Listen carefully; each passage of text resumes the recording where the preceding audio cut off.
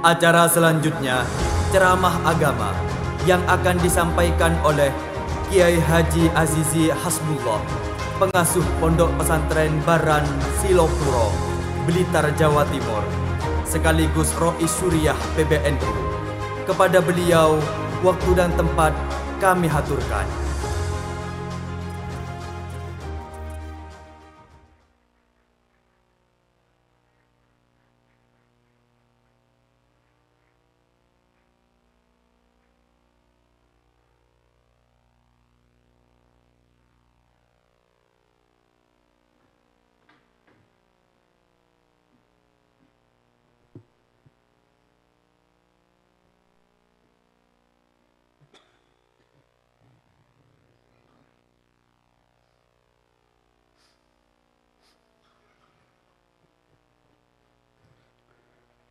Assalamualaikum warahmatullahi wabarakatuh.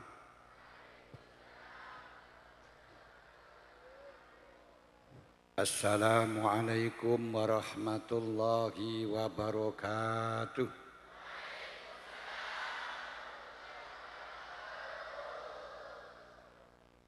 Assalamualaikum warahmatullahi wabarakatuh.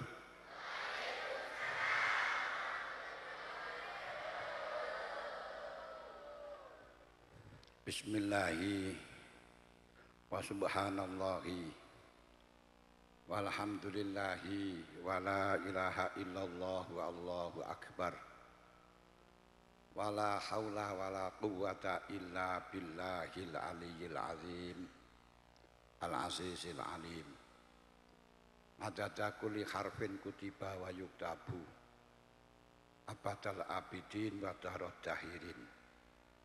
Subhanaka la ilma lana illa ma 'allamtana innaka antal alimul hakim.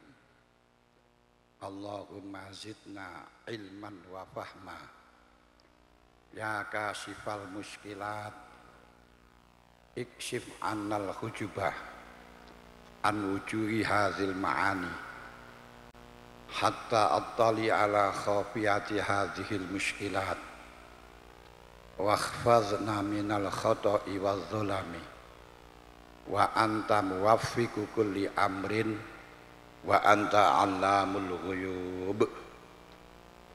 Innal ladzina yashtaruna bi ayatillahi samanan qalila ulaika la khalaqa lahum fil akhirah. Asyhadu an la ilaha illallah wahdahu la syarikalah wa asyhadu anna sayyidana Muhammadan abduhu wa rasuluhu la nabiyya ba'dah.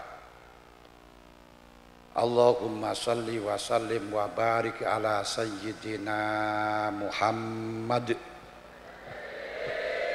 wa ala alihi wa ashabihi ajma'in wal aqibatu lil muttaqin wa la udwana illa ala zalimin.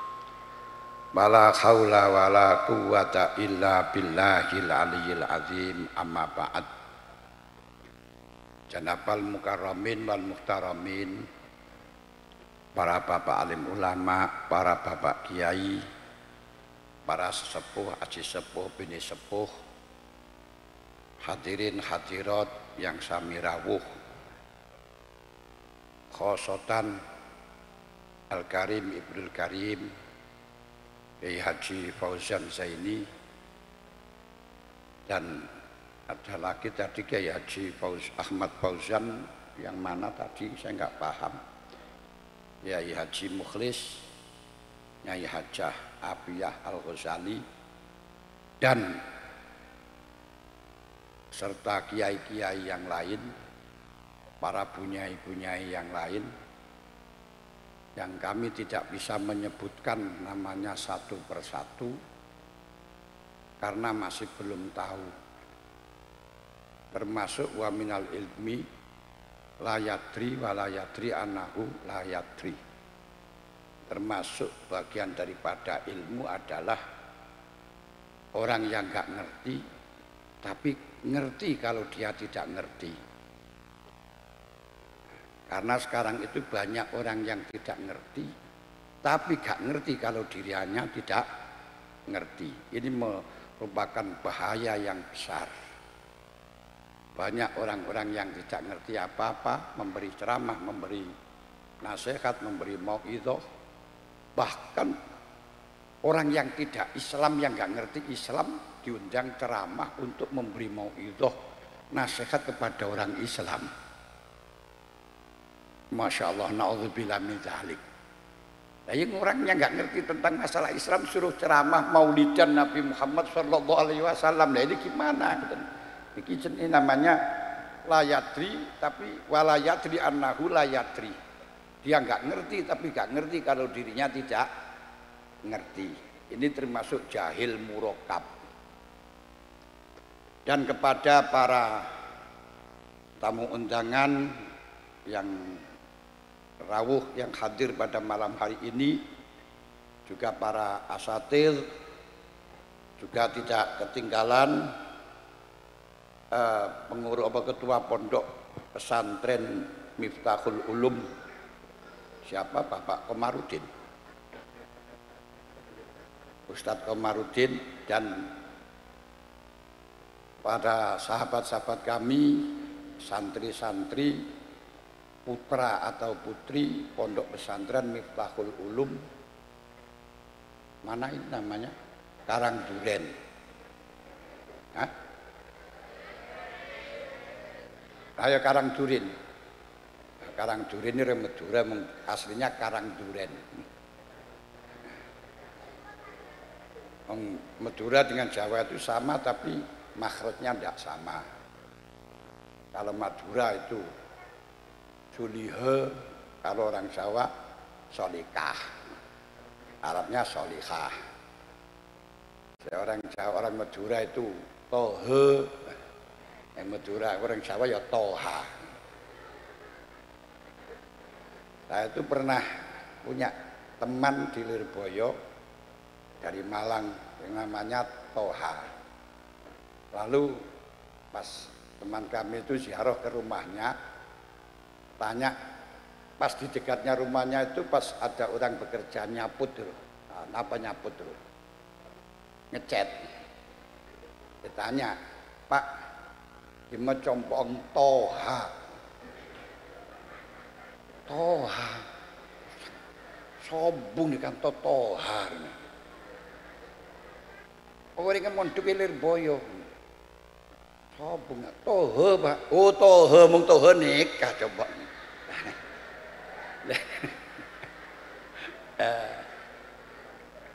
Makanya para hadirin hadirat yang kami hormati, sebelum kami mengungkapkan apa yang perlu saya sampaikan, saya mohon maaf dengan ribuan kemaafan kalau apa yang saya sampaikan tidak cocok atau tidak pas, apalagi bahasanya nggak pas. Saya bukan orang Madura, asli Jawa. Asli Jawa, bahkan orang tua saya itu keturunan dari Klaten, Jawa Tengah. Cuman saya mondok di Lirboyo, alhamdulillah tidak hanya ngaji saja, tapi juga mendapat bahasa Madura. Tapi bahasa Madura kasar. Karena nanti saya berbicara bahasa Indonesia saja, dicampur bahasa Madura, cuman nggak berani saya berbicara Madura dengan secara keseluruhan, takok leroh, salah paham. Boleh teman sawan Yai Zubair Ademangan Bangkalan di Maresare Jagongan Nabi, terus boleh tanya helm gi bingung bulan apa helm gi remah aja jawabannya remah. Bingung helm gi helm kantor angki.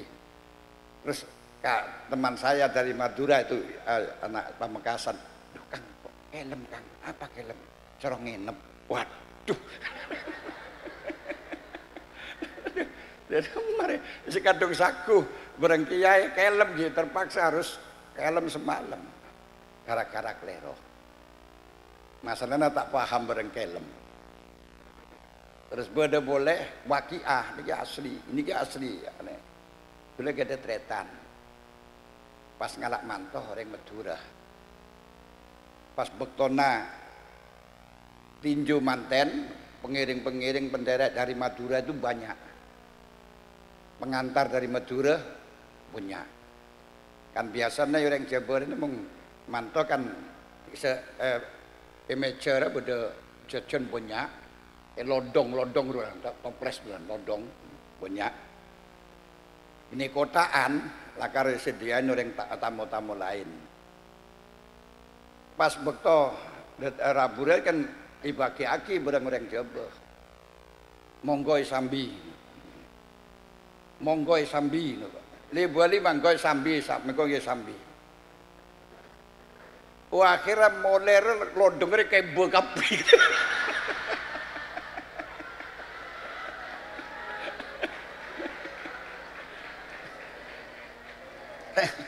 Lah sing geden compok bingung kok kayak bekapi digawa kabeh ki piye gitu. Lah bolane mung Madura kan sambire seorang ngebor. Monggo sambil acara Jawa masalah Jabar tore bareng ngeder sambil jadi jagongan sambil makan. Mari jagongan sambil makan. Tapi perasaannya orang Madura sore sambi kapi. Bangker sing kedue compok.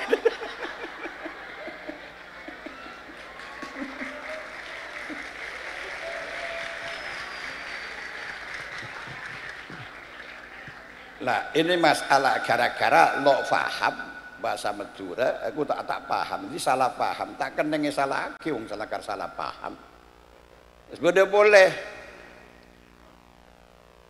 yang cerita nih kah, pas apa bedoreng Madura dek coba, oneng compok bagus, banyak, nih kayak compok sera, kirangan, kirangan dia sokin dah, terus jalan boleh mau bareng pabrik lah ini ke pabrik saya kirangan loh dia sokin no jompong bagus adik pak kirangan itu keduen pabrik terus pada lapangan dia kedeng saya kirangan lucu sokin ya kirangan pas tak lama tak sampai lama bedoreng mate tanya siapa mate kirangan wih tompes gue ya orang soki itu rati kirangan terus nama orang padahal kirangan kan maksud orang Jawa tak oneng saya rasa mati tak oneng kirangan tapi tidak tak paham akhirnya esaku nama orang yang kirangan lah aku ngajak Madura tak kok salah dia ini salah paham dia repot masalahnya menguntungkan tak apa pas tarik bebinek pas kelero tak apa tapi pas kelero ada si fatal pas orang nggak paten gula repot ini makanya ki bahasa Indonesia terus beda kelero gula ngajak Madura minta esepora terus jok kebo Pleman wah dulu kia kat digina ya tak kasar ya dina melanggar tak oneng kok orang tak oneng ini para salpa buen esepura bareng Allah Ta'ala para hadirin hadirat saya muljakin Allah alhamdulillah malam dek kantintoh gula sedang panjenengan sedaya dikumpul lagi bareng Allah dek majlis barokah guna tolabul ilmi bareng acara apa nih kalau milad itu bahasa yang lain namanya hari jadi bahasa lain lagi namanya hari ulang tahun utlah terus bahasa lagi namanya Haul itu sama, haul itu tingkatannya sama dengan milad, sama dengan hari jadi, juga sama dengan hari kelahiran. Dalil pada debuna Allah Ta'ala, wassalamu alayya yauma wulidtu wa yauma amutu wa yauma ub'atsu hayya. Wassalamu alayya, semoga Allah Ta'ala memberi keselamatan. Dek kabula yauma wulidtu bekto lahir, wa yauma amutu bekto sedah, wa yauma ub'atsu hayya bekto bangkit lagi dari kubur dalam keadaan hidup. Dari sini perlu kita mengucapkan selamat, perlu mendoakan selamat ketika waktu kelahiran, berarti hari milad. Kedua, pada waktu hari wafat, yaitu haul, ketika besok di hari kiamat, ketika sama-sama bangkit dari kubur. Mudah-mudahan kita semuanya dikumpulkan di dunia dan sekaligus di akhirat. Amin Allahumma amin. Dengan jaminan ayat alladzina amanu wattaba'athum dzurriyyatuhum biimanin alhaqna bihim dzurriyyatahum ay fil jannah. Orang-orang yang iman petorok bareng dzurriyahna iman. Dzurriyah ini kan berdua, dzurriyah bil ilmi, dzurriyah bin nasab. Asalkan pada iman nah, pada agama nah, debuni Allah alhaqna bihim dzurriyyatahum. Jadi pas temu aki di surga, tapi benih kumpul setempat benih ikut temu aki di surga. Nah, kapan bila saya kumpul lagi? Kuaku debuna Kiai Syekh Ajhuri di kitab Majalis Susaniyah inukil bareng Syekh Nawawi Al-Bantani. Sarana Majalis Susaniyah Syekh Ajhuri dabuaki kuaku mung orang masuk neraka kabis masuk neraka, terus ahli surga masuk ahli surga, masuk di surga. Setiap hari Sabtu para putra-putra ini ziarah de orang tua. Pas hari Akad orang tua sama ziarah silaturahmi de putrana. Pas hari Senin kabis santren ini bisa ziarah bareng Syekh, bareng guruna, bareng kiyaina. Pas hari Selasa guru-guru ziarah bareng santrena. Hari Rebu semua umat Nabi ziarah bareng nabina. Hari Khamis Nabi ziarah bareng umatnya. Pas Jumat kabih sawan dek ngarsa Allah Subhanahu wa taala, wujuhu yauma idzin nadziratun lisa'iha dimma fi jannatin. Amin Allahumma amin. Para hadirin hadirat saya muliakan Allah Subhanahu wa taala. Semakin malam nikah di samping malam milad Pondok Pesantren Miftahul Ulum Karangdurin ugi malam nisfu Sa'ban. Malam nisfu Sa'ban nikah malam iangkat amal kula lan panjenengan sedaya isetoraki dek ngarsa dalam Allah Subhanahu wa taala selama amal setahun. Makanlah kula lan panjenengan sedaya bekto setahun kabinika bekto nikah suruh melakukan kebajikan-kebajikan termasuk pasah. Cuma pasah terakhir gelek menggelek panjenengan tak pasah, lagu tak oleh pasah sampai Ramadan. Nah, namun kecuali orang yang biasa pasah Senin Kemis, kita parengaki pasah Senin Kemis. Cepon orang Jawa, awan-awan hujan gerimis, tembok gempal ditambal foto dadi perawan sing sregep poso Senin Kemis ben dilamar Petara Kala. Itu orang Jember. Allahumma sholli ala Muhammad. Makanya Rasulullah sallallahu alaihi wasallam sebagaimana hadis yang diriwayatkan dari Aisyah, tak toman Rasulullah punya pasrah selain Ramadan kecuali pas bulan Syawal. Tanya apakah Rasulullah pasrah masalahnya ada nikah hari yang angkat amal selama 1 tahun. Gula seneng mengamal kasah pas taruh lagi di Allah Ta'ala gula pas-pasah. Ini kan benar Rasul. Dan Rasulullah lagi pasah Senin Kemis. Di amal orang nikah mung arean setiap hari waktu subuh kayak dari Allah Ta'ala dari malaikat setelah tidak Allah pasifnya malaikat itu pas malaikat siang mulai subuh sampai maghrib, sip malaikat siang malam mulai maghrib sampai subuh. Makanya mung panjenengan sedaya gelem jamaah subuh, jamaah maghrib, amal atau jamaah kasah catat malaikat si tukang jaga malam dan malaikat si jaga siang double. Tapi sebalik ke mempanjenengan tedung bekto sopu tedung berarti malaikat malam dinyatet panjenengan tedung, bekto malaikat siang dinyatet tedung. Wah nakan ada tedung meloloh ini. Nah tedung lestarane subuh niki maraakin apa? Hah?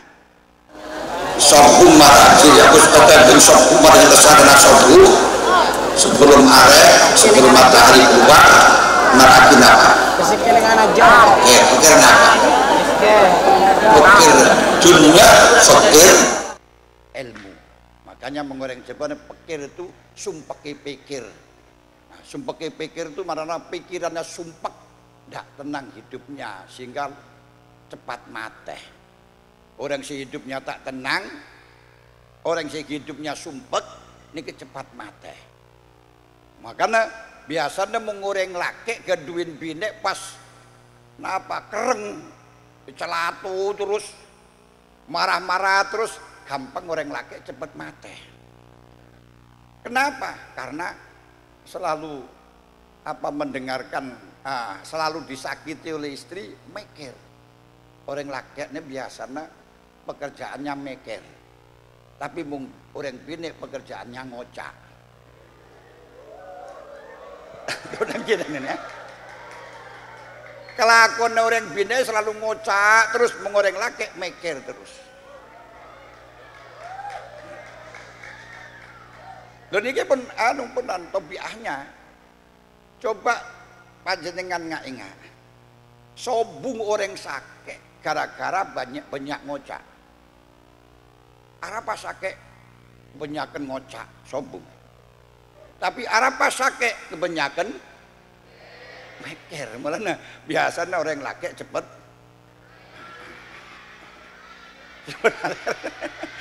karena banyakan mikir. Nah, makanya mengorang bini ada 2 telok wajib dan sama cepat kesah. Allahumma sholli ala Muhammad. Mung bekto pagi bekto sore amal harian istoraki di Allah Ta'ala. Jadi seminggu istoraki di Allah Ta'ala pas are Senin bareng are Kamis. Seperti dabunya Kanjeng Nabi, hadis yang riwayatakan Walid Abdul Aziz tulis kitab Jam'us Shaghir, isarai kitab Faidul Qadir, dabuakin turfa'u a'malul abdi ilallah yaumal isnin wal khamis. Amal makhluk kabih, amal manusia kabih sedoja it aturaki da Allah Ta'ala pas hari Senin pas dari hari Khamis. Makanya Rasulullah selalu puasa Senin Khamis. Arapa karena seneng amal wasiat tidak Allah Ta'ala dalam keadaan puasa. Seperti kamu dalam keadaan burunan garap rapot, pas kamu dalam keadaan mempeng, dalam keadaan seneng, dalam keadaan disiplin, maka nilainya akan ditambah. Tapi sekalipun nilainya bagus, tapi pas garap rapot anak nakal, dikurangin bareng guruna. Biasanya ada nekat, demikian dia malaikat. Lah amal panjenengan kabeh yaitu ragi dek Nabi Muhammad sallallahu alaihi wasallam, dek orang tua laki, dek orang tua bini setiap hari Jumat.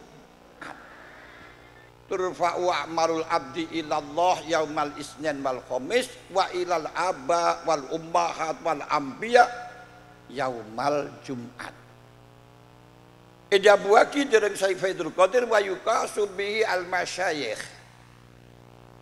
Ikiyasaki pada aki bareng amal bareng orang tua gimni ke masyayikh. Amal kabih seseorang nikah setoraki bareng masyayikh sampai aki dek masyayikh setiap hari Jumat. Makanlah panjenengan sedaja mempeng di pondok. Jadi santri nambah aku Kiai Fauzan, berarti santri Kiai Soleh, jadi santri Kiai Zaidi, santrinya Kiai Soleh. Nah panjenengan ini setiap hari nikah pas hari Jumat Kiai Soleh oneng perkembangan pondok pesantren Miftahul Ulum. Panjenengan si biasa di pesarian atau punten panjenengan si biasa mempeng atau punten dablek atau punten Kiai Soleh oneng. Fa'in aksanu farihu bihim. Kalau santri-santri nah anak-anak ngelakonin perbuatan bagus, mempeng, disiplin, istiqomah, maka seneng itu aki mudah-mudahan husnul khotimah. Tapi fa'in asa'u, kalau oneng santri-santrinya berbuat jelek, santri-santrinya nakal, anak-anak nakal, maka para masyayikh, orang tua, para anbiya khazinu bihim sosah dan mendoakan kepada Allah semoga mendapatkan hidayah. Amin Allahumma amin. Sareng nikah Rasulullah dabuh wala tu'zu amwatakum, jangan sampai engkau menyakiti kepada orang-orang yang sudah mati dengan kau lakukan perbuatan yang tidak pantas. Kalau engkau melakukan perbuatan yang tidak pantas, maka orang-orang tuamu sakit. Kalau orang itu menyakiti kepada orang tua, walaupun dekat kepada Allah, walaupun suka ziarah ke Wali Songo, ini akan hidupnya sangsara. Nah, ini na'udzubillah min dzalik. Ini untuk malam nisfu Sya'ban. Punya dalil-dalil tapi sekonek-sekonek karena acara banyak. Di samping itu malam nisfu Sya'ban, hari Sya'ban hari sholawat. Hari sholawat. Kenapa dikatakan hari sholawat? Karena malam nisfu Sya'ban itu pas corona ada simrentaki sholawat. Nah ayat simrentaki sholawat. Inna Allah wa malaikatahu yusholluna ya ayyuhalladzina amanu shollu alaihi wa sallimu. Allah dan malaikatnya bersolawat. Tapi jangan ada baca solawat, bukan baca solawat, Allah tidak baca. Allah dan malaikatnya bersolawat. Solawatnya Allah dalam majalah berapa? Allah memberi rahmat, malaikat minta akimal biroh. Ya ayyuhalladzina amanu shollu alaihi wa sallimu taslima. Wahai orang yang iman, memperbanyaklah sholawat dan salam terhadap Nabi Muhammad sallallahu alaihi wasallam. Makna betul di pondok sebanyak maca sholawat, tapi ojo sampai sholawat mandiman terus akhirnya mengganggu pelajaran. Ini di panjenengan sebiasa bektona ngaji bektona istiqomah, bektona tolabul ilmi, terus mandiman nereng solawatan sampai penjumpa benarin apa solawatan, napa coba solawatan bagus. Tapi panjenengan bene bektona nglakonin nikah, bektona belajar. Sekalipun perbuatan itu taat, ketika nggak pas dengan kondisinya, nggak pas dengan waktunya, tak jadi orang setoat. Makanya Imam Ghazali di kitab ini ada buati fala yakfi fi qauli syaksi muti'an ayakuna fi'lu qaulu fi'lihi Satoatin. Ingat, malam yuroi al waqta wasyarto wat tartibah. Ini dia punya Imam Ghazali. Ingat, fala yakfi fi kauni syaksi muti'an kaunu fi'lihi jinsa ta'atin malam yuroi al waqta wasyarto wat tartibah. Tidak cukup dianggap sebagai orang taat. Tidak bisa dikatakan orang itu mendapatkan predikat muti'an.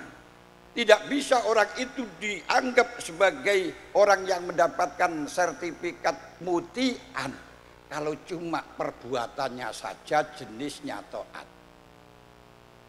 Jadi perbuatannya jenisnya taat, tapi belum tentu itu disebut dengan muti'an selama tidak menjaga waktunya, tidak menjaga syaratnya, tidak menjaga urutannya. Kadang orang nikah tak pati ngerti urutannya, tak ngerti waktunya, tak ngerti syaratnya. Pokok yang penting bodoh dalil bahwa niki adalah bagus, ini adalah perintah. Akhirnya engkau melakukannya, tapi sebenarnya kau punya tanggung jawab lain. Wah ini tak bagus. Benar disebut dengan taat. Contoh Imam Ghazali nyontoh akidah nikah. Orang belajar ngaji, nikah wajib kalau benar kewajiban ya depin ini fardu kifayah. Fardu kifayah ini bagus. Fardu kifayah ini bagus. Cuman ketika dia itu mempunyai kewajiban lain, pas benda orang kelem, benda orang parak mateh, lapar, haus, panjenengan kabi mampu untuk menolong, tapi tak gelem nolong pas ngaji, ngaji gelun, sholat gelun, nikah maksiat, haram. Kenapa kok haram? Karena tidak menjaga urutannya, yaitu mendahulukan yang lebih penting daripada yang tidak penting. Walaupun itu fardu kifayah, tapi karena tidak ada yang menolong, itu fardu ain. Walaupun ngaji itu fardu kifayah, tapi bisa ditunda. Demikian pula sholawatan itu diperintahkan, bisa dilakukan di pesantren dengan sendiri-sendiri. Sallallahu alaihi Muhammad, sallallahu alaihi Muhammad. Seperti yang di Lirboyo itu biasanya satu hari satu malam jangan kurang 1000 kali. Sallallahu alaihi Muhammad, sallallahu alaihi Muhammad, sallallahu alaihi Muhammad. Kenek. Pas panjenengan ngiring jamaah sholawatan mandiman. Rombongan, rombongan truk. Terus sholawatkan mandiman. Bagus sholawatan, tapi bektona panjenengan deh bener bektona sholawatan, bektona ngaji, tolabul ilmi. Karena apa? Untuk masa depan kita. Nah, ini jangan terus ini shollu ala nabi, kita baca sholawat. Bahkan didalili man shalla alayya marratan sallallahu alaihi asra marrah. Siapa yang membaca sholawat 1 kali, maka akan dibalas oleh Allah rahmat 10 kali. Wallazi yusalli alaikum wa malaikatu liyukhrijakum minadz zulumati ilan nur. Siapa yang dikasih oleh rahmat oleh Allah Ta'ala, maka akan dikeluarkan dari segala kesulitan. Nah, ini bagus, sholawat bagus. Termasuk ini repot semacam ini, repot seperti haji pan berempan kaleh bagus, umroh pan berempan kaleh bagus. Apalagi waktu Ramadan ini kan banyak promosi-promosi. Debuna Ibnu Abbas siapa umroh di bulan Ramadan maka ganjarannya pada bareng haji. Terus apakah orang umroh di bulan Ramadan ini orang taat? Mung umroh jinsu taat, jenisnya taat, tapi orang sing lakonin tak mesti taat. Itu gelut. Pas tetanggana tak gaduin, aku tak gaduin modal, banyak utang tak gaduin, tak iso ngakan, biarakin, jarakin, dindah mate tak mate benetang anak, benetang keluarga. Bahkan kadang teretana diri tak utang PC tak paring ngaki, padahal butuh untuk pengobatan orang sakit. Ponakan nang mondok tak iso, ngaji tak iso, tak gaduin biaya karena mondok itu tanpa biaya biayaan, tanpa fulus mampus, butuh biaya.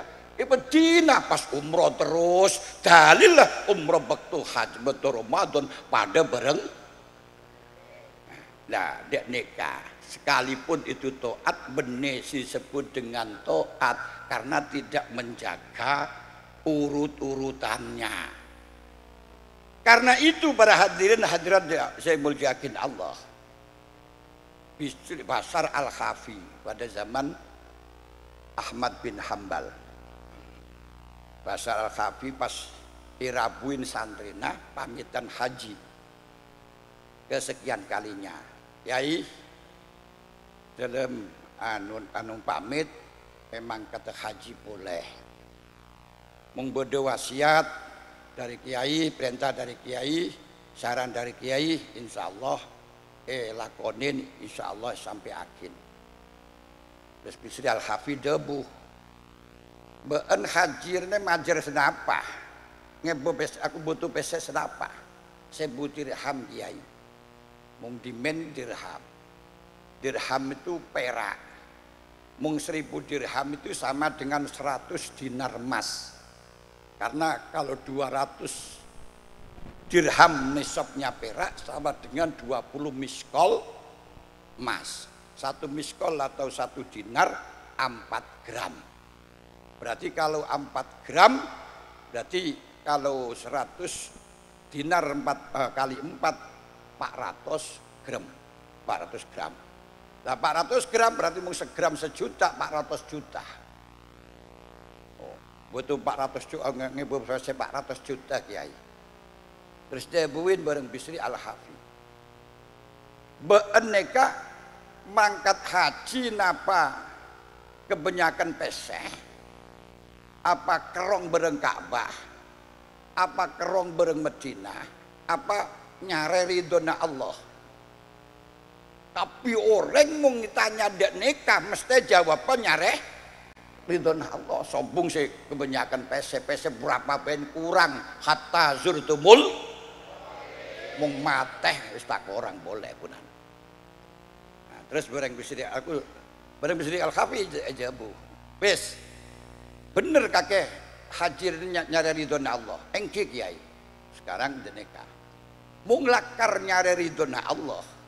Umpama kakek oleh ridona Allah tak sida berangkat haji obeng 1000 dirham nikah elang ridho bunten angki kiai pas elang oleh ridho Allah wis mangkat mung lakar ridho dan nikah ben nikah beda janda gaduin anak yatim banyak dia kesulitan ekonominya layamutu walayahya tidak bermutu kakean biaya ini layamutu walayahya tak odi tak mate banyak otangah cukupin otangah anak yatim berwa cukupin sampai sekolah sampai ngajin terus desa beda orang gaduin utang tak iso majer benare itakih bareng sing gaduin utang coba lunasi utang ngaruah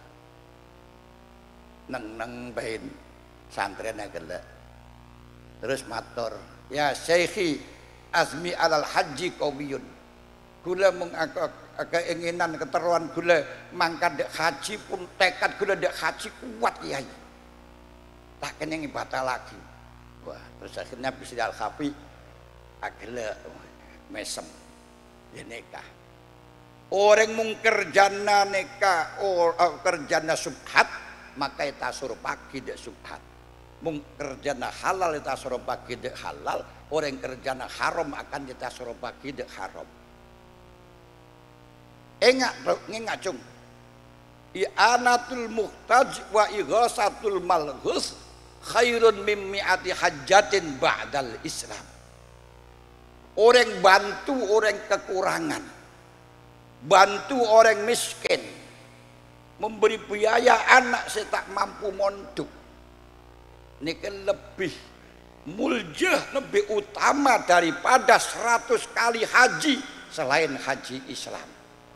Ini kan coba ingat orang-orang soki-soki itu gampang terus umroh tapi tangreken tetanggen nah tetanggen tak ganduin compok dina banyak utang dina ini kan peringatan hati tak mesti orang ngelakoni perbuatan yang perbuatan itu jenisnya taat terus elakonin berarti taat selama tidak menjaga waktunya, syaratnya, tertibnya. Ini diantaranya. Imam Ghazali nyontok akid. Orang segedun kewajiban mengembalikan bareng orang lain dengan fauron. Lalu dia tidak mengembalikan, malah justru sholat. Nikah hukumnya haram. Walaupun sholat itu ibadah. Kenapa? Kewajiban orang nikah mengembalikan barang bukan sholat. Termasuk iktikaf. Iktikaf di bulan Ramadan itu bagus. Allah Ta'ala dawuh wa atimul hajja jabun dan nikah wa atimmu siyama ilal lail wa la tubashiruhunna wa antum akifuna fil masajid tilka hududullah. Surah iktikaf di masjid bagus. Tapi yang sunat bae iktikaf di bulan Ramadan pahalanya luar biasa. Cuman gaduin anak, gaduin bini sing semestinya itu dicarikan nafkah, dicukupi kebutuhannya, malah justru tidak mencukupi kebutuhannya, pergi kemana-mana antar masjid satu dengan yang lain melakukan tawaf. Dia katakan, bagaimana anak istrimu? Jawabnya, tawakkaltu ilallah. Sudahlah, kalau kita taat kepada Allah akan dicukupi, karena wa may yattaqillaha yaj'al lahu makhrajan wa yarzuqhu min haitsu layak tas. Itu pendapat orang bodoh, dikira itu adalah taat.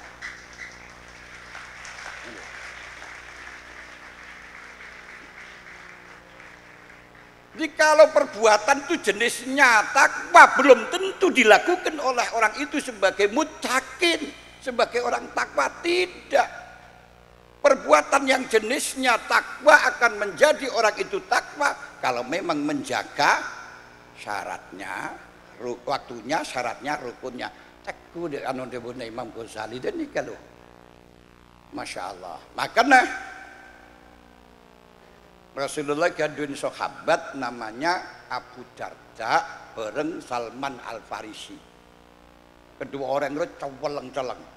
Abu Darda itu orangnya celeng, Salman Al Farisi orangnya celeng.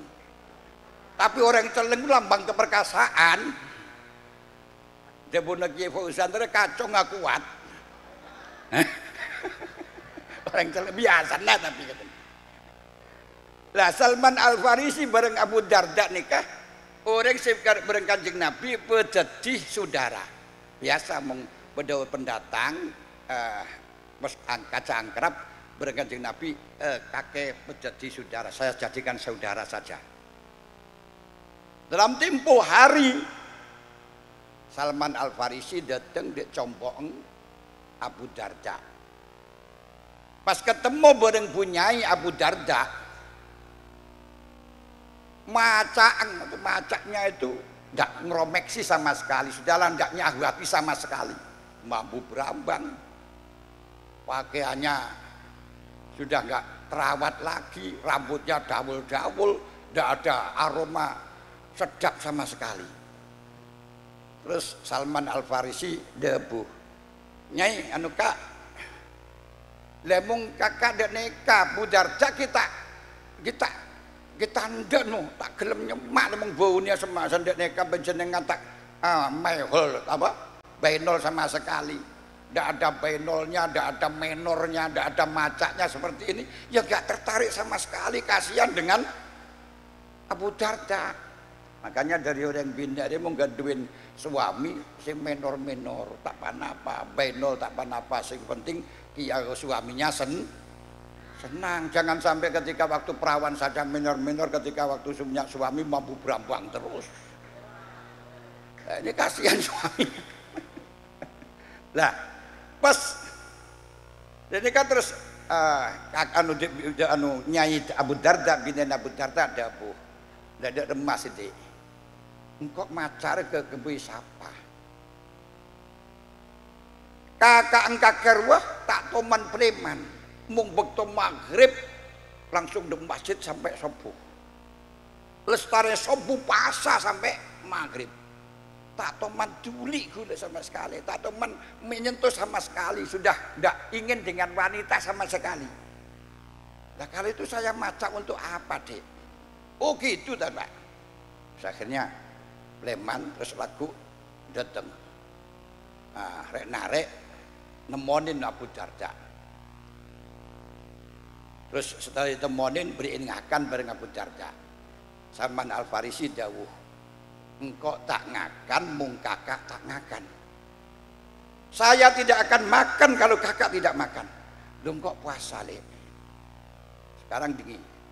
Puasa dengan berat mana antara puasa dengan saudara? Kalau kau mengorbankan saudara silahkanlah teruskan puasa. Nah, kalau kamu masih berat dengan saudara, ingin saya dengan menjadi saudara, silahkan makan bersama. Nah, akhirnya, waduh gimana itu? Akhirnya ikut makan. Karena menurut pendapat ulama Syafi'i membatalkan puasa sunat itu boleh. Dengan dasar as-shaim al-mutatawwi amirun nafsah insya'a shoma wa insya'a aftara. Orang puasa sunat itu menguasai diri, kalau ingin puasa teruskan, kalau tidak ingin puasa batalkan, nggak masalah. Itu kalau maknanya menurut Imam Syafi'i, karena as-shaim itu adalah fi'il mudhari' isim fa'il yang mempunyai zaman seperti fi'il mudhari', zaman hal dan mustaqbal. Tapi cara mazhabnya Hanafi batalaki perkara sunat niku hukumnya haram. Kenapa? Karena dabunnya Allah wala tubtilu lakum, jangan kau batalkan amalmu. Sehingga kalau menurut Abu Hanifah nyari ngaji nih kan batal lagi haram terus menerus lagi sampai khatam. Sholat batal lagi haram. Ini menurut Abu Hanifah. Sedangkan dabunnya Imam Syafi'i as-shaim atau al-mutatawwi amirun nafsah insya'a shoma wa insya'a aftar, menurut Abu Hanifah nikah fi'il mudhari isim fa'ilnya berzaman mustakbal, yakni orang yang akan puasa sunat ini menguasai diri, silakan kamu tetapkan mantep puasa atau tidak, tapi kalau sudah puasa haram dibatalkan. Makanya ketika kita melakukan puasa sunat dipanggil orang tua, dia diperintahkan untuk bantu cuci pakaian, untuk cuci piring, wajib dibatalkan menurut Imam Syafi'i. Coba ngenangan, betul sholat saja dipanggil orang tua harus dibatalkan, apalagi pas main, apalagi pas trek-trekan, apalagi pas nego HP, tamping timbalin orang tua tidak mau, termasuk akun lil walidain, berani kepada orang tua. Kalau sudah berani kepada orang tua, kamu ibadah bagaimanapun doanya akan mahjub, tidak akan pernah diterima oleh Allah Subhanahu wa taala. Maka saya pesan Anda semuanya kalau waktu pulang dari pondok harus mengikuti kepada perintah orang tua. Jangan sampai menyakiti kepada orang tua, karena pesan Allah bahwa wasainal insana biwalidayhi. Itu penting, tunjukkan akhlak dari pesantren. Jangan sampai malah dengan orang tua satroh, tidak nyapa, masya Allah, naudzubillah min dzalik. Ini penting. Kita tahu namanya juraj, wali jurat. Wali jurat itu seorang yang ahli ibadah, pendeta. Kalau siang puasa, waktu malam terus wiridan, tidak pernah keluar. Pas pada waktu beliau sholat, itimbalin bareng orang sepona. Juraj, bingung. Ibadah lagi apa sholat? Allah apa orang tua? Allah apa orang tua? Juraj, aduh. Generosaki hakullah apa hakul walidain. Ini akhirnya terus beliau teruskan saja, ini demi taat kepada Allah. Akhirnya tak ngereken orang tuanya. Lalu orang tuanya debuh, juret tidak akan pernah mati sebelum didatangi pegenggek. Pegenggek itu apa? Salumi satu lubang rame-rame. Lu niki gudukan orang tua. Kalau sekarang namanya PSK, pekerja apa? Seks komersial, kok masyarakat. Nauzubillah min dzalik. Apa yang terjadi? Akhirnya dapat kasus sebagaimana yang mungkin Anda sudah paham semuanya. Suatu hari dia didatangi seorang wanita yang menor-menor menggoda kepada Jurej. Tapi karena dia itu seorang alim, seorang solih, digoda wanita tidak mau. Makanya kalau Anda belum tamat alfiyah, belum tamat sekolah, jangan mau main-main dengan wanita. Kalau akan diambil menantu, didekati wanita, katakan saja kepada mereka, fakul lilladzi yanha anil wujdi ahlaku idlam tazuk makna syarabil hawa dakna. Wahai keluarga, katakan kepada keluargaku yang melarang saya untuk ke pesantren, dakna, tinggalkan aku. Atau katakan, wa in turid imro'atan jamilah fasartuan takfadho alfiyah. Jadi wong niku lek kepengin para perempuan yang cantik kudu apal alfiyah. Makanya ketika ditinggalkan semacam itu, maka katakan sabarlah sampai saya selesai. Kata ablughu ghayati wa ila fa'alki ghairi hubban mu'abbada. Jadi kalau dia mendekat kepada kamu, sampaikan kepada saya, sampaikan kepada mereka. Apa? Dakni, tinggalkan saya. Sabarlah menanti kepada saya. Hatta ablughu ghayati, sampai saya mencapai cita-cita tamat pondok pesantren Miftahul Ulum.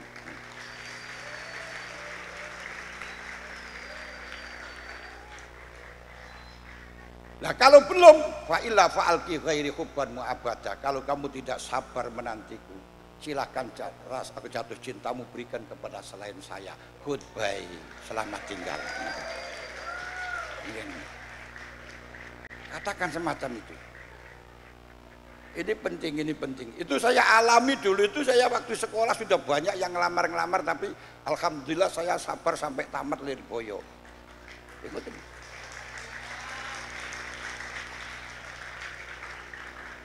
Alaiki bisabri hatta ablugha ghayati wa illa fa'alki ghairi hubban mu'abbada. Alaiki bisabri, sayang, kau harus sabar dulu. Hatta ablugha ghayati, sehingga saya tamat pondok pesantren Miftahul Ulum. Wa illa, kalau kau enggak sabar, fa'alki ghairi hubban mu'abbada, tolong jatuhkan rasa cintamu kepada orang selain aku. Ini harus berani, karena penyakitnya ilmu yaitu Nggih, saya itu penyakitnya ilmu itu. Terus akhirnya karena Juret digoda oleh wanita yang minor-minor tadi, tidak goyah sama sekali, sabar. Putus asa si wanita tadi, minor-minor, tapi sahabatnya sudah ngempet gak kuat. Akhirnya datang pada pengembala kambing, merayu pengembala kambing, langsung nggak usah nunggu lama, garap.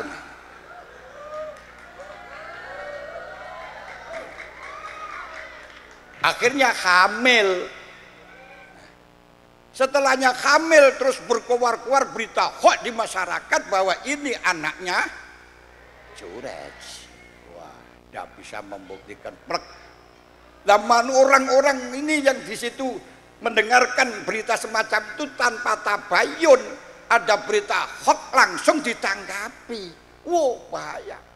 Makanya sekarang itu dikatakan inja'akum fasikun binaba'in fatabayyanu. Kalau ada berita-berita di YouTube, berita-berita di Twitter atau Facebook atau WA, fatabayyanu.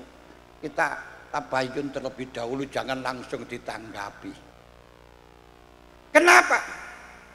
Antusibu qauman bijalatin fatusbihu ala ma fa'altum jimin. Karena kalau tidak kamu akan terprovokasi dengan orang-orang fasik sehingga penyesalan yang terjadi. Akhirnya karena berita hoax tersebut, maka rumahnya Juret, musolanya Juret dibakar. Dan ternyata setelahnya dites DNA, ditanya anaknya siapa. Setelah ditanya ternyata dia mengatakan, anakku, man ibuku, man abuk, siapa bapakmu? Siapa bapakmu? Jawabnya Aroi. Nah, Aroi itu kan angon. Dari kata man abuk, dan ini direspon oleh Rasulullah, diceritakan man abuk. Ini sebagian pendapat mengatakan anak zina itu juga wajib, atau ayahnya juga ayah biologis itu yang sehingga harus tanggung jawab. Makanya keputusan MK bahwa orang yang menzinai kepada seseorang terus punya anak, ini wajib untuk tanggung jawab memenuhi kebutuhannya, nafkahnya. Karena dasar kok ternyata Juret mengatakan man abuk, dan kata-kata itu diikrari oleh Rasulullah, disampaikan oleh Rasulullah Sallallahu Alaihi Wasallam. Berarti ayah biologis harus tanggung jawab, jangan lepas setelahnya mengicipi terus goodbye, jangan. Allahumma sholli ala Muhammad. Yes. Nah, ini terjadinya Juret semacam ini kenapa? Karena dia sholat dipanggil orang tuanya tidak mau.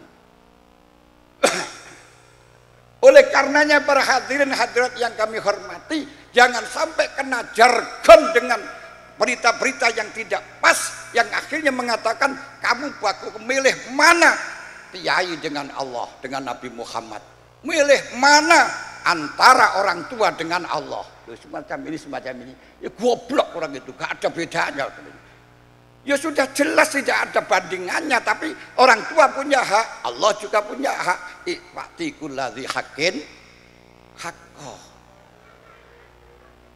Ya ini sekarang terjadi semacam itu. Kamu milih Al-Quran apa Pancasila? Yo, milih Al-Quran. Nah itu orang yang gak normal, gak ngerti pertanyaannya. Tidak bisa Pancasila dibenturkan dengan Al-Quran. Ini sama dengan nah, kamu berani makan ini enggak?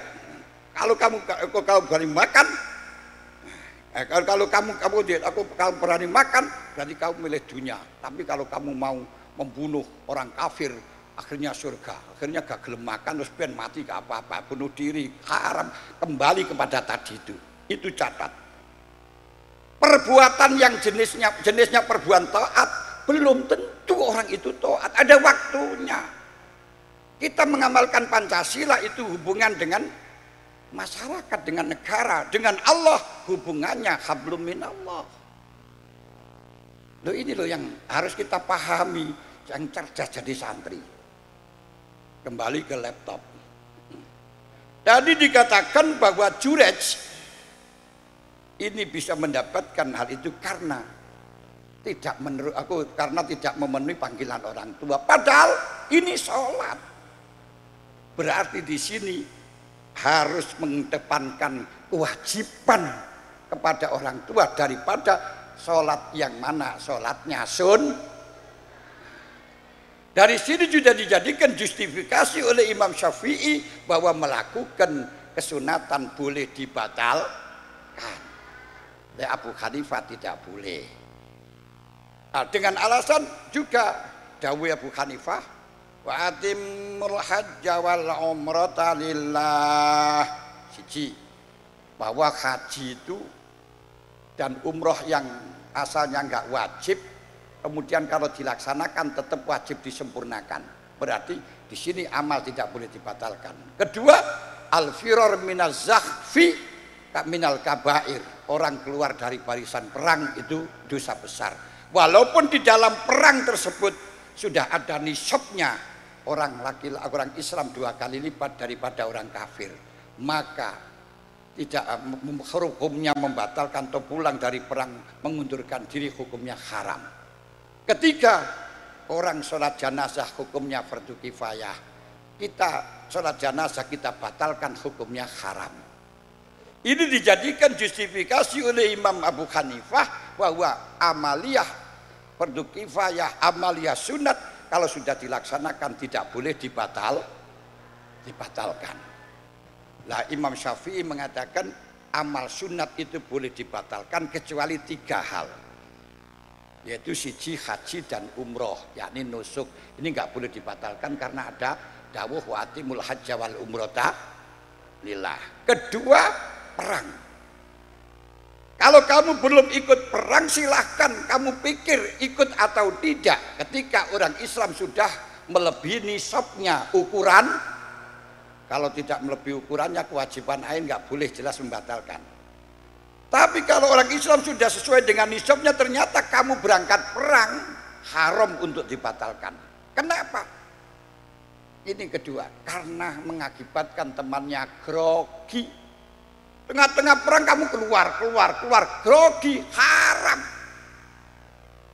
Karenanya ketika kamu semuanya dalam pengajian, kalau nanti belum berangkat kamu pikirkan berangkat atau tidak. Tapi kalau sudah ada di sini jangan pulang. Belum selesai, haram. Kenapa? Karena mengakibatkan yang lainnya pulang terus akhirnya grogi ingin pulang. Allahumma sholli ala Muhammad. Nah, tapi ada yang sahabat pada waktu zaman Nabi, kalau Nabi malah ditinggalkan nggak apa-apa.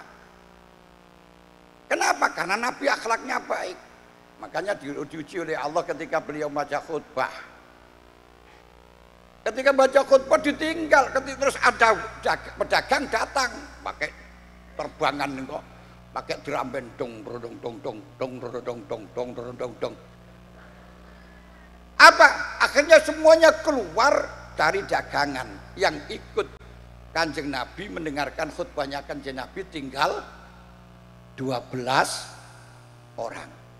Mulane didhawuhaken idza nudiya lis salati min yaumil jumu'ati fas'au ila dzikrillahi wa dzarul baik zalikum khairul lakum in kuntum ta'lamun.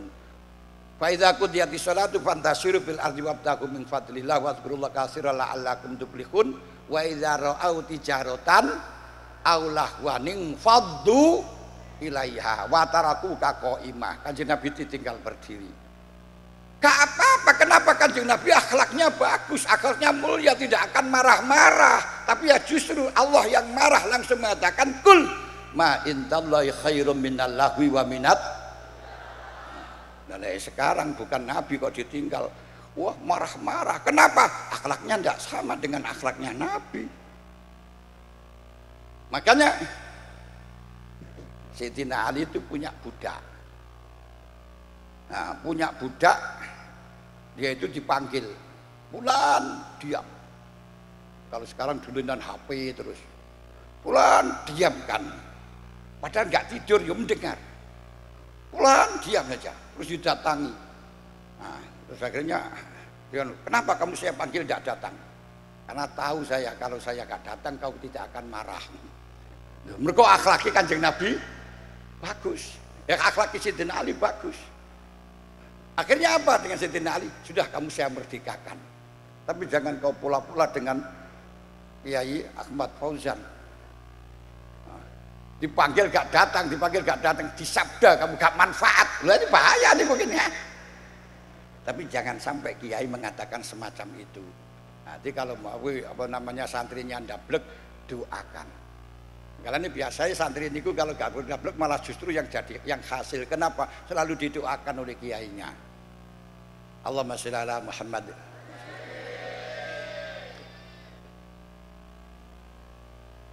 Ketika sholat jenazah tidak boleh dibatalkan karena melecehkan kepada jenazah. Ini makanya as-shaim al-mutatawwi amirun nafsahu insya'a shoma wa insya'a aftara. Jadi harus kita teruskan kalau ngaji kita. Allahumma sholli ala Muhammad. Hadirin hadirat yang kami hormati, mang teko endi lek ngaji mang. Wis itu urusannya dengan Sa'ban terus dengan apa itu layak ini kalau. Nah, karenanya seperti sekarang niki, tapi kita harus tahu, harus ngerti seperti sekarang niki. Kita meninggalkan kalau yang tidak tahu masalah waktunya seperti meninggalkan kewajiban terus ditinggal ngelakoni kesunatan niku hukumnya haram. Makanya di dalam Fathul Mu'in misalnya kalau menurut pendapatnya Imam Syafi'i, orang yang meninggalkan sholat itu wajib sholat dengan sengaja wajib mengqadhoni dengan fauron. Arti man fatahu min ghairi udrin yajibu qada'uha fauron wa yajibu syarfu waqtiha bistighal bisolat wala yajuzu ayyastaqila bisunan qabla ayyastaqil qablal qada'. Di sana dikatakan orang yang meninggalkan sholat fardu kewajiban untuk mengodoni dengan segera dan harus menggunakan waktunya keseluruhan untuk kodok. Tidak boleh sibuk dengan melakukan kesunatan sebelum mengkodok kecuali perbuatan-perbuatan yang harus dipenuhi seperti bekerja, cari nafkah. Ini nggak boleh ditinggalkan. Jangan ditinggalkan kemudian gara-gara sholat akhirnya gak cari nafkah, jangan.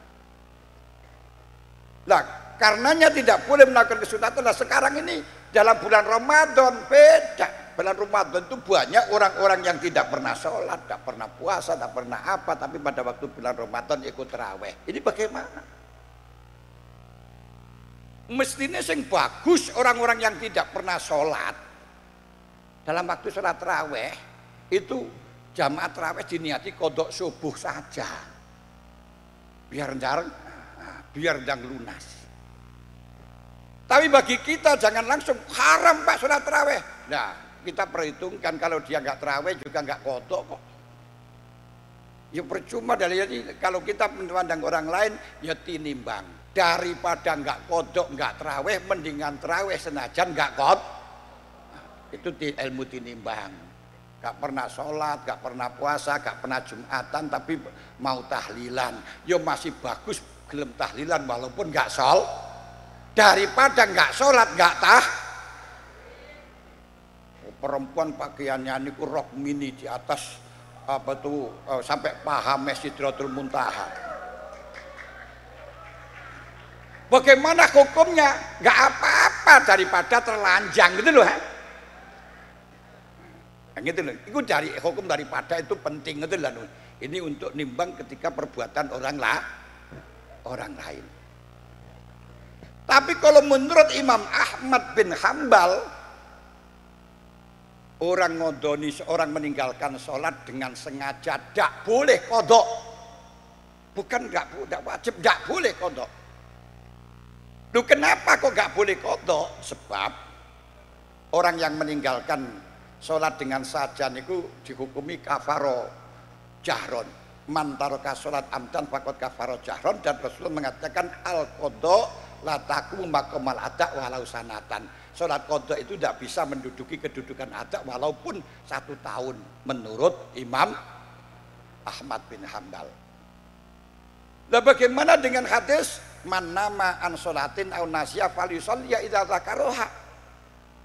Orang yang tertidur meninggalkan sholat atau orang yang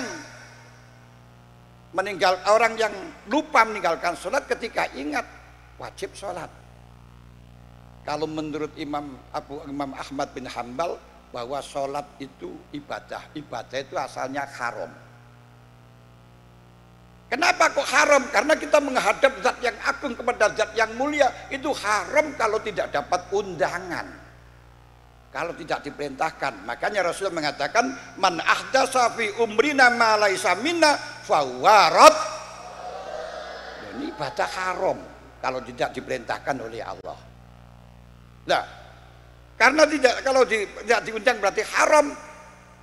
Kita hadir kepada Allah, pondok dan sunnah enggak diundang, haram. Seperti sampean datang kepada presiden, datang kepada gubernur, bupati aja lah. Teko. Kemudian ditanya oleh sekuritinya, mau kemana mas? Nemoni bupati. Apa ada semayanan? Enggak ada. Ada undangan? Enggak ada. Ini kamu akan diusir, enggak boleh. Baru kalau ada undangan boleh, ada semayanan boleh. Ini pun kepada Allah juga demikian, kata Imam Ahmad bin Hambal. Itu adalah rukhsah. Kalau rukhsah maka diberikan kepada orang-orang yang ada uzur saja. Boleh mendapat rukhsah ketika tertidur atau lupa. Tapi kalau sengaja, orang ini sengaja melawan, maka tidak diperbolehkan untuk datang. Kalau rukhsah karena kaidah manidurra ghairu baghin wala adin fala isma. Lek kepepet gak apa-apa dengan catatan ghairu baghin, gak karena maksiat wala adin, tidak melampaui batas. Loh, kenapa? Karena sholat itu rukhsah, ibadah itu rukhsah, kenikmatan kepada Allah Ta'ala. Sowan nanggik zat sing agung itu kenikmatan menurut Imam Ahmad bin Hambal. Lah bagi kita ulama Syafi'iyah mengatakan man nama an sholatin aw nasiya fal yusalliya idza dzakara. Orang yang tertidur saja wajib qadha, apalagi yang sengaja. Wong lupa saja harus qadha, yang jelas-jelas tidak sengaja. Tidur saja yang jelas tidak sengaja wajib qadha, apalagi dengan sengaja. Kenapa? Karena sholat itu beban, mukallafun bih menurut Imam Syafi'i. Nah, oleh karenanya ini perlu ada, kalau di dalam mentarjah semacam ini jangan terus wah enak pendapat Imam Ahmad bin Hambal. Jangan, kita harus mengukur diri kita. Saiki menurut sampean kira-kira sholat itu beban apa kenikmatan? Umpama Gusti Allah tidak menjadikan surga sama sekali, gak menjadikan neraka, kira-kira dalam sholat enggak? Loh, ini tinggal ini. Berarti kalau menurut Imam Ahmad bin Hambal karena kenikmatan itu golongan orang yang ahli makrifat kepada Allah itu kenikmatan. Mulane juilat qurratu aini fisal. Salat niku surga dunia. Hubbiba ilayya minad dunya salasatun atib wa hubbun nisa wa qurratu aini fis salat. Loh, kalau orang makrifat itu kenikmatan tidak mungkin akan meninggalkan. Tapi orang Syafi'iyah seperti cocoknya Syafi'iyah nggih wong golongan seperti ini cocoknya pendapat Syafi'iyah karena memang sih malas-malas. Bukan pendapatnya Ahmad bin Ham. Nah, tapi sering repotnya terus orang-orang yang koyok tingkatannya seperti ini ngaku jadi pengikut Ibnu Ahmad bin Hambal tapi ora kodok. Wah ini ancor posena telur. Allahumma sholli ala Muhammad. Ini kita ngukur. Hadirin hadirat yang kami hormati. Lah makanya ini sebentar lagi kita menghadapi tamu besar yaitu bulan suci. Di mana-mana ada tulisan marhaban ya Ramadan, di pondok-pondok marhaban ya Ramadan, di pintu gerbang marhaban ya Ramadan, di jalan-jalan marhaban ya Ramadan. Bagus. Karena mengamalkan man farraha bi dukhuli Ramadan haramau jasadahu alan nira. Siapa yang senang dan gembira datang Ramadan itu akan diharamkan jasadnya dari neraka. Tapi senang karena apa? Masih perlu dilihat. Nah, kita jangan sekali-kali senang dengan Ramadan hanya bicaranya saja, tapi setelah Ramadan datang ditinggal tidur. Ramadan datang ditinggal dolan, ditinggal pergi, tinggal nang sawah. Ini yang golek uceng kelangan jelek atau tasma'u bil mu'ad khairum min antara, lebih baik mendengarkan daripada kenyataan. Kalau biar jadi tasma'u bil idalaila khairun min antaroha, kita mendengarkan suara idalaila lebih baik daripada mendengarkan melihat langsung. Kalau suaranya merdu seakan-akan orangnya cantik jelita, tapi setelahnya melihat ini makanya orang yang suaranya baik merdu belum tentu orangnya cantik. Setelahnya mendengarkan suaranya seperti Nyahwati, wah hebat. Setelah orangnya nggak jadi urung-urung. Allahumma sholli ala Muhammad. Syahrul Ramadan, bulan yang mulia. Kenapa? Karena mulianya Ramadan disebabkan syahrul Syahrul Ramadan alladzi unzila fihi al-Qur'an hudan lin-nasi wa bayyinatin minal huda wal furqan. Sebagaimana dalam bulan Sya'ban syahrul sholawat, di situ adalah diturunkannya sholawat, di situ yang baik ibadah adalah sholawat, di dalam Ramadan yang baik ibadah baca Qur'an. Opo wae sing hubungane karo Quran itu baik. Ramadan menjadi bulan yang mulia karena diturunkannya Al-Qur'an. Lailatul Qadar khairum min alfi syahrin, lebih mulia daripada 1000 bulan. Kenapa? Karena Lailatul Qadar malam diturunkannya Al-Qur'an. Nabi Muhammad nabi yang paling mulia karena nabi yang dikasih Al-Qur'an. Malaikat Jibril termasuk malaikat yang paling mulia. Ruhul Amin karena diutus untuk menyampaikan Al-Qur'an. Wanita itu menjadi ahlullah, keluarganya Allah, tersayangnya Allah ketika hafal hamalatul Quran ahlul. Rumah akan menjadi banyak sinyalnya, kuat ibadahnya kalau dipadangi dengan nawiru buyutakum bisolati wa qiraatil. Koran yang tidak ada harganya sama sekali, ini barang remeh, tapi ketika dibungkus, jadikan bungkus Al-Quran, koran menjadi mulia, dipegang tanpa wudu haram, di bawah tanpa wudu haram. Kenapa? Karena menjadi bungkusnya Al-Qur'an. Tas yang imitasi saja loh, ya gak ada harganya, tapi ketika dijadikan wadah Quran, ini termasuk menjadi tas yang mulia. Tidak boleh diletakkan di bawah, itu haram. Tas gitu kok, masalahnya di dalamnya ada Al-Qur'an. Maka orang akan menjadi orang yang mulia ketika dalam hatinya adalah Al-Quran. Termasuk belajar Al-Quran. Al-Quran itu adalah ilmu syariat, ilmu yang dihasilkan Quran syariat, termasuk belajar hadis itu dari Al-Quran, yang kemudian nanti turunannya yang ada hubungan dengan Al-Quran.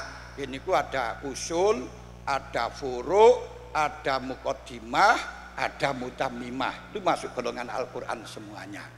Apa usul? Zaman usul gini kono papat, Quran, hadis, ijma, asarus sahabat. Yang furu', apa furu'? Yaitu madalla alaihi usul la bimujabi al-fadin bal bimujabi ma'anin tunabiha al-ukul. Usul itu, furu' itu apa? Semuanya ilmu-ilmu yang ditunjukkan oleh Al-Quran, hadis, ijma, asarus sahabat dengan sesuai tuntutan makna, tuntutan makna bukan tuntutan lafaz. Contohnya ngeten. Kalau di dalam hadis al-qadi layak dibu al-qadi wa huwa ghadban. Qadi itu enggak boleh hukum. Layak umul qadi wa huwa ghadban, layak dil qadi wa huwa ghadban. Orang qadi ketika marah jangan hukumi. Ini jangan dikatakan marahnya, tapi kenapa tidak boleh menghukumi? Karena dalam keadaan kacau balau. Makanya qadhi harus diletakkan pada tempat yang sangat santai, yang sangat kondusif, persahabatan yang sangat indah, yang hawanya sejuk, jangan diletakkan di panasan makruh. Kenapa layatil qadhi wa huwa ghadban? Nah itu tunjuknya makna. Makanya ngaji ini nggih ngoten, tempatnya harus bagus, tempatnya harus steril, jangan ngaji di tempat yang panas-panasan. Itu ndak baik. Kenapa? Memberi hukum itu tidak kondusif, akhirnya nanti malah mengakibatkan marah-marah terus gurunya krono kepanas. Niki diantarane. Hadirin hadirat ingkang kawula hormati, sing nomor 3 muqaddimah niku adalah seperti sorob, nahwu, Niku adalah muqaddimah. Karena apa?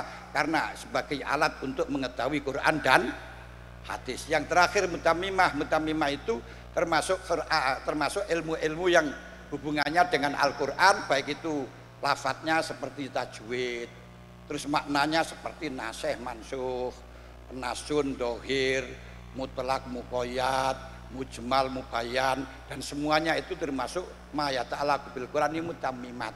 Niki semuanya ilmunya Al-Quran yang patut dipelajari dalam bulan suci Ramadan, dalam rangka karena itu bulan diturunkannya Al-Quran. Terakhir para hadirin hadirat yang kami hormati, bahwa kita di pondok sebagaimana yang disampaikan Kiai Ahmad Fauzan tadi,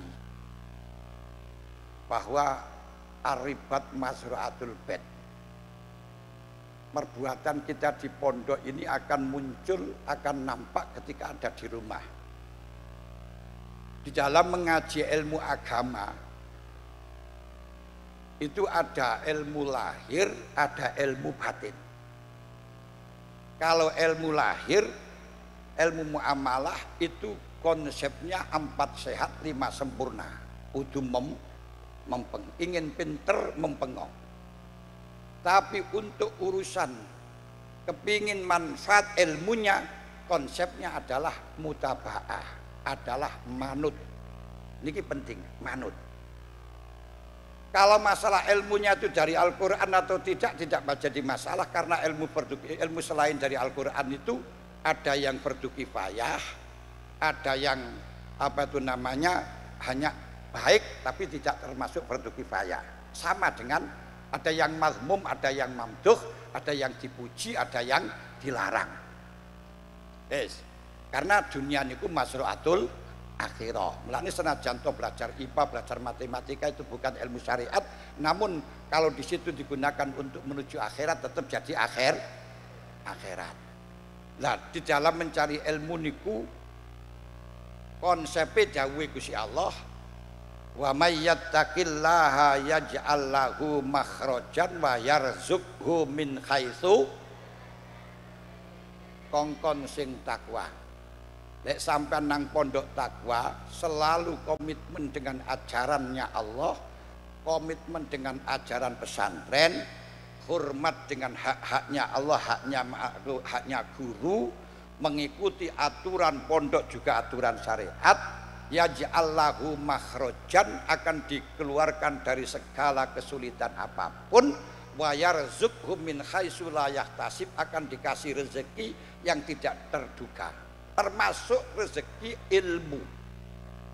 Kenapa kok rezeki ilmu? Ilmu niku rezeki itu ada suatu apapun yang manfaat kepada kita, itu namanya Banyak orang di pondok nggak ngerti apa-apa, tapi setelahnya pulang masya Allah alim alamah. Krono opo manut kiai. Di Nganjuk itu ada namanya Kiai Mustajab. Kiai Mustajab itu dulu mondok di Langitan. Wong mondok ora iso-iso ngaji, ora iso, tapi hanya dia khotim, pelayane kiai, setiap hari tukang nyapu. Lah kemudian suatu hari Kiai Langitan itu didatangi oleh seorang kiai minta mantu. Biasa pondok lain minta mantu datang kiai untuk dijadikan penerus di pondok itu.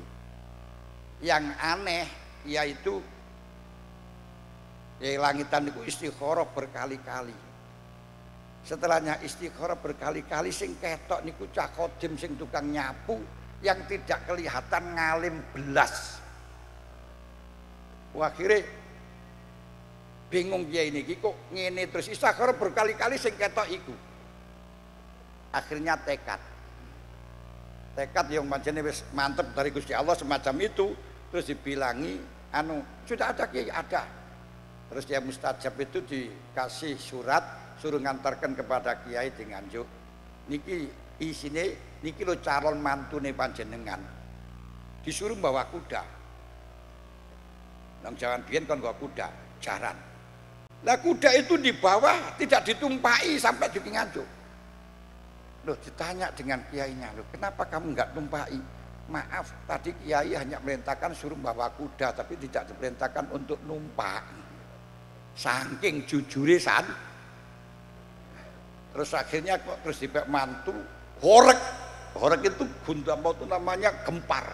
Kiai-kiai yang senior, santri-santri yang senior itu, loh, cak kayak ngono kaya dipek mantu, apa ya kan ngaji apa ya iso dadane pengasuh ya piye. Akhirnya ya mustajab itu bingung. Ini gimana disuruh ngaji terus suruh ngaji gak bisa, gak pernah ngaji, gak bisa. Seperti orang stres bingung. Akhirnya pamitan dengan istrinya keluar, dia masuk pada hutan. Di dalam hutan itu beliau seperti masuk di dalam alam gaib. Ketemu dengan orang tua, terus diajak ke rumahnya, terus di sana itu disuruh bukai kitab. Semuanya kitab disuruh buka. Itu perasaannya 3 tahun. Padahal hanya 3 hari. Terus 3 hari selesai terus pulang. Nah, bilang pada istrinya, aku mohon maaf, hanya pamitan 3 hari sampai 3 tahun. Kata istrinya, duh suamiku kok cinta betul, hanya bisa 3 hari sudah perasaannya 3 tahun. Terus betul disuruh ngaji karo kiainya. Nah niku gimana santrinya yang senior suruh baca dulu, akali pinter terus dia mendengarkan, niku langsung hafal, mereka langsung hafal. Akhirnya kiai santri-santri yang senior itu ingin menguji bagaimana mosok katanya ngaji kok bener ngaji opoli isone piye. Setelahnya datang, masya Allah, ternyata ngajinya itu persis dengan kiainya. Niki karena dia takwa kepada Allah, fayarzubhu min haitsu la yahtasib. Niki seperti Mbah Yai Marzuki Dahlan, ramane Mbah Yai Idris Lirboyo. Itu dulu ngajinya duduk dari Jampes ke Lirboyo pakai sepeda ontel. Sepedanya krek, emangnya jelek. Itu dipermalukan oleh santri, diremehkan oleh santri. Dan ketika beliau ngaji niku dipek mantu Mbah Manap, gak pernah ngaji kitab besar. Kalau ngaji kitab kecil itu ya bismillahirrahmanirrahim. Bismillahirrahmanirrahim gitu, seperti Mbah Yai Idris ngaji ngoten. Terus akhirnya ketika Mbah Manap itu sedo, santri-santri termasuk Mbah Yai Sodik Hamam dari Ngunut, Mbah Yai Ghazali dari Nganjuk, itu minta ngaji kitab Ihya. Mbah Yai Marzuki dawuh, sesuk ae kalau Idris sudah besar, enggak mau baca kitab Ihya. Santri-santri curiga ini kiai gak bisa ngaji. Ora pernah ngaji kitab kecil saja nih. Terus akhirnya Mbah Yai Ghazali niku matur, ngantun Yai, kalau nggak mau ngaji kitab Ihya, santri-santri senior akan boyong. Akan boyong. Ya wes ngaji besok Senin Rebo dimulai. Tolong berikan kitab Ihya. Lah biyen niku kalau membeli kitab Ihya itu dari Surabaya. Niku sik jalan kaki numpak leoran numpak trim. Itu sik dodol sapi 1 pasang oleh kitab Ihya. Larang mahal tuh. Akhirnya santri belum siap, terus ditunda 1 minggu lagi.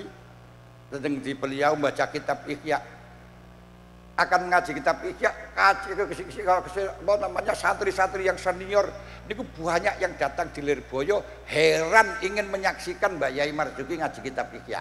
Karena apa? Nggak kelihatan ngalim sama sekali. Mosok Mbah Yai Marzuki kok ngaji kitab Ihya? Betul. Setelahnya yang dengar itu memang ingin tahu.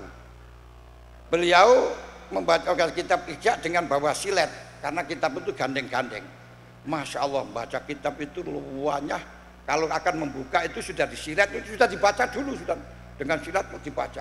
Semuanya kacau, semuanya kisinan, dipermalukan. Loh ini apa? Berkahnya manut kepada guru, taat kepada guru. Nah, ini yang senior-senior gak laku. Ini penting, wa may yattaqillah yaj'al lahu makhrajan wa yarzuqhu min haitsu layak kasih. Dawuhnya Allah Ta'ala, fattakullah wa yu'allimukumul. Taatlah kepada Allah, takwalah kepada Allah, wa yu'allimukumullah. Allah akan memberi ilmu kepada kamu. Saya tuh di Lirboyo gak pernah ngaji, sungguh gak pernah ngaji. Saya tuh di Lirboyo tuh dulu kondangnya bakul tewel. Memang saya tukang bakul tewel juga bakul es. Di Lirboyo mengikuti kepada kiai. Nah, tapi ya hanya sedikit demi sedikit ya, biasa mengikuti dialog, tapi juga nggak pernah kalah. Walaupun ketemu dengan siapapun saya bisa. Ini saya kadang-kadang juga ini dari mana? Oh, barokahnya Mbah Manap. Saya nggak pernah ngaji.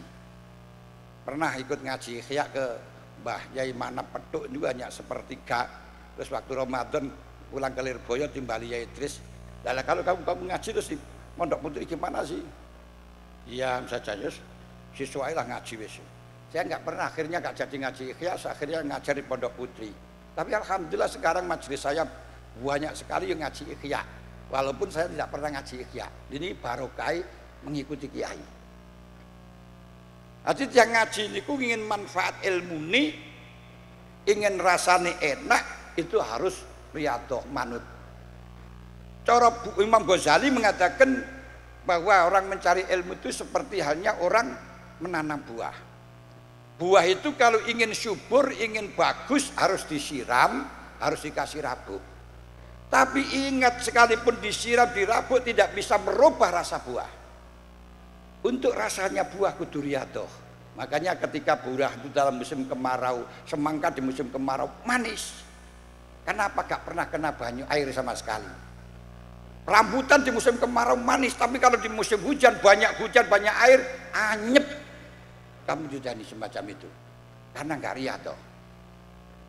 Makanya Nabi Allah Musa alaihissalam ketika datang kepada Nabi Khidir untuk belajar, bukan ngajinya dulu yang didahulukan, tapi hal attabi'uka ala antu alimani mimma ulimta rusda.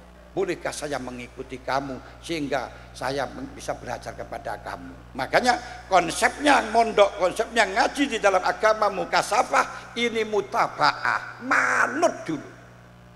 Manut. Setelahnya manut baru belajar, baru mendapatkan ilmu.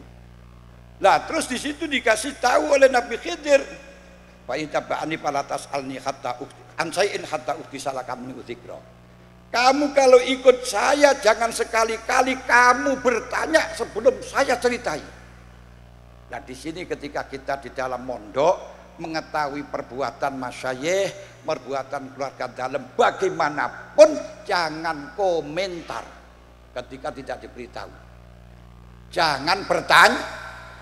Niki sulit. Sebagaimana Nabi Musa, tapi akhirnya apa? Nabi Musa, ya siap.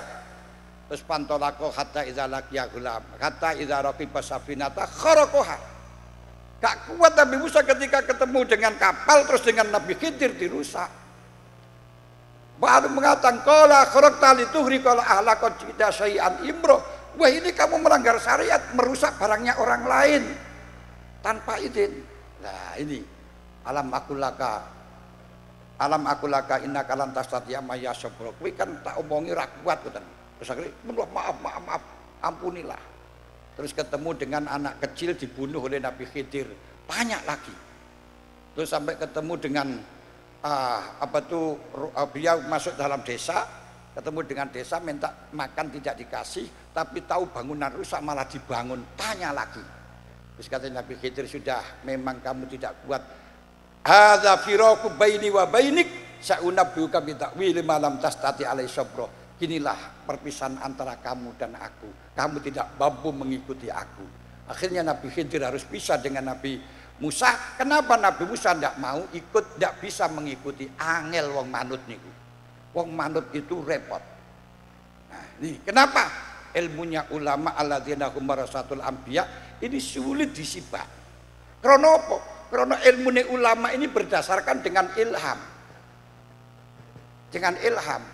Nanti karena dengan berdasarkan ilham, orang itu mengikuti cara zahirnya enggak bisa. Nabi Khidir dikira melakukan maksiat merusak kapal, padahal Nabi Khidir tahu bahwa kapal itu dirusak dalam rangka supaya tidak dicuri, Berarti merusak dalam rangka menyelamatkan. Mulane politik di dalam mengatur agama niku ada 4. Yang satu yaitu politiknya Ambiya. Ambiya niku dengan cara wahyu. Mulane ketika ada suatu apapun kasus langsung Rasulullah dikasih Nabi Dewi Aisyah dituduh sebagai penzina, sebagai orang serong, langsung dijawab oleh Al-Quran. Ammar bin Yasir dituduh sebagai orang yang murtad, langsung dijawab oleh Al-Quran. Kedua, ilmunya ulama alladzina hum warasatul anbiya ini untuk orang-orang yang memang mau mengikuti tapi tidak boleh ilzam. Ini seperti Abu Yazid Al-Bastami. Abu Yazid Al-Bastami itu ilmunya dengan ilham. Beliau diutus oleh Allah datang kepada amar ma'ruf nahi munkar, masuk di dalam gereja. Siapa? Abu Yazid Al-Bastami masuk pada gereja untuk memberikan perintahnya Allah. Tapi dia tidak menampakkan dirinya. Orang-orang di gereja termasuk pastornya tahu ini ada orang Islam masuk. Ternyata orang-orang yang benar-benar menjauhi nafsu niku sekalipun toh enggak ahli ibadah akan ngerti tentang barang-barang gaib. Apa yang ada di dalam hati seseorang. Makanya kalau ada orang tahu di batinnya orang, jangan disangka itu wali, belum tentu itu wali.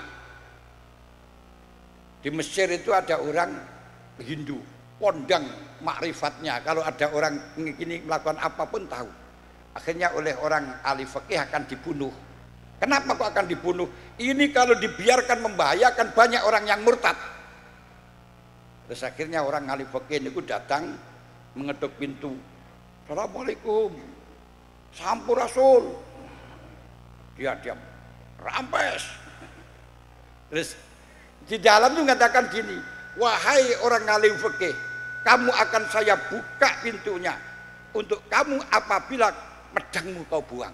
Ternyata sudah tahu kalau dia punya pedang. Terus setelahnya datang menghadap, terus orang fakih itu tanya kepada orang Hindu, maukah kau masuk Islam? Terus beliau bilang, iya mau. Terus mau syahadat. Terus ditanya, kenapa kamu kok saya suruh masuk Islam mau? Gini, ketika saya masuk Islam, tawarkan masuk Islam, saya tanyakan pada nafsu saya. Ternyata nafsu saya tidak mau. Setiap nafsu saya yang tidak mau itulah yang terbaik. Akhirnya saya menerima. Maka riyadhah yang paling kuat menahan nafsu wa nahan nafsa anil hawa. Dan ini akhirnya tahu Mbah Manap Lirboyo punya santri yang sekarang ini Pondok Lirboyo jumlahnya santrinya 42.000. Masya Allah. Itu riyadhahnya apa? Hanya menahan nafsu. Beliau kepingin tempe itu saja sampai 2 tahun gak keturutan. Kenapa? Setiap kepingin tempe dia tidak mau makan tempe. Setiap kepingin dia cegah. Tidak seperti sekarang santri semuanya digelondor, wah gak bisa mendapatkan barokah semacam itu. Akhirnya kondang di pondoknya itu kalau Mbah Manap itu gak doyan tempe. Lalu beliau pas pergi dengan mengikuti temannya pulang, terus dengan temannya itu disuguhi tempe dengan ikan ayam. Dikira Mbah Manap tidak mau dengan tempe berarti nanti akan mengambil ayam. Tapi ternyata ketika disuguhi tempe dengan ayam dia mengambil tempe. Heran, lu Kang, sampan kok ora gelem tempe, pondok ora gelem tempe kok dikene mau tempe itu gimana? Kalau di pondok saya ingin tempe, gak mau tempe karena saya ingin tempe, saya halang-halangi. Kalau di sini itu ada ayam, ada tempe, saya ingin ayam. Karena ingin ayam saya tinggalkan ayam, saya ngambil tempe. Masya Allah, karena riyadhahnya semacam itu, akhirnya menjadi ilmunya barokah sampai cucu-cucunya santrinya seperti itu. Niki yang terpenting panjenengan riyadhah nang pondok sing sregep poso, sing sregep melek. Ini penting. Yaitu kalau cuma bagus tapi kalau tidak rasanya manis orang tidak akan mau. Tapi walaupun bungkring ngajinya nggak begitu ngalim, rasanya manis, kuning mungu dijual nggak payu, hitam manggis dijual laris. Ini penting. Itu konsepnya adalah mengikuti sebagaimana yang disampaikan tadi. Lek gak mengikuti walaupun toh di situ ngalim, tidak ada jaminan barokah. Para hadirin hadirat yang kami hormati, hanya ini yang bisa kami sumbangkan. Mohon maaf atas segala kekurangan. Terima kasih atas segala perhatian. Mohon maaf. Wallahul muwaffiq ila aqwamit thoriq. Wassalamualaikum warahmatullahi wabarakatuh.